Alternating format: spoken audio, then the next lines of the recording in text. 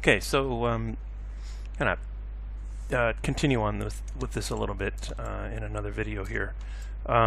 So basically, we covered where we are finding the custom orientations, right? That I could make one from the camera as well, and we're just going to call that one.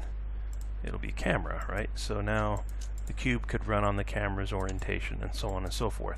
You'll notice that if on this left side of the interface, there's an area right here underneath. There's all these tabs up here, and then underneath here is an area that will light up with different options when you're doing things.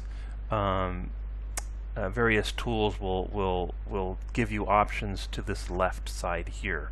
So be aware, it's easy to have that closed and you won't see what's going on there.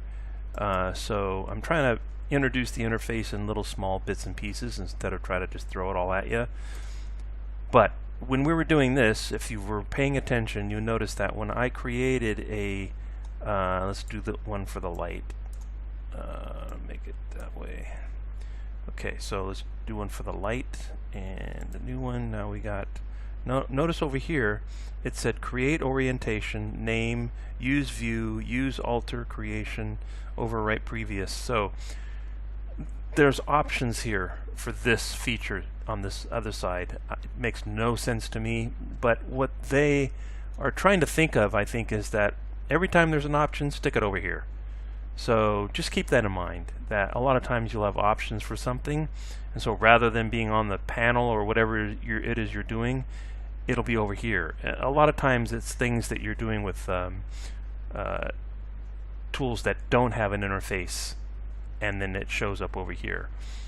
But in this case, why they've separated it over there makes no sense to me, but it's there. So right now I can give it another name. Let's just call this ball. I don't know, it doesn't matter. Keyboard's in the wrong language. There we go. So and go over here, and then I'll find it up here. Ball. There's ball. Just something I created right there. All right. So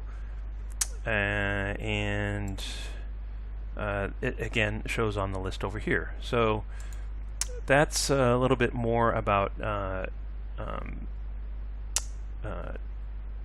transform orientations in terms of this extra panel over here. And there's other places where that will come in handy, which is why I wanted to mention that and not just overlook it. So we're kind of piecing together bits of the interface little by little here.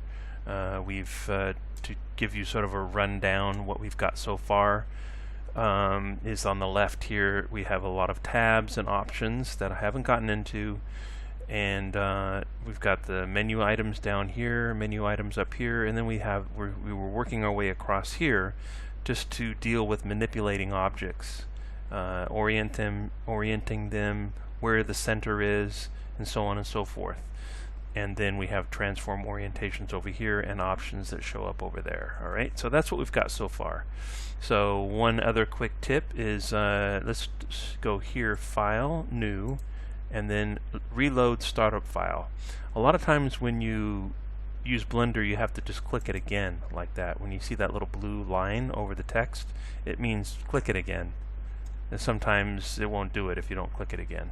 So that's just a little tip there on the side. So we've started off with a new cube, and that's going to be it for this part of the interface, because I think as we go further from here, it starts getting real specific on things you need to do. And I don't like to go beyond what you're doing when it comes to interface stuff. You know that these things are here, you want to go and explore them, knock yourself out, right? So, but I'm not going to just give you a bunch of bland information that doesn't mean anything about these things. Right? They're there. Look at them, read them, but I'm only going to cover the parts of the interface that we're using as we do it. All right? So hope that's helping so far, and see you in the next video.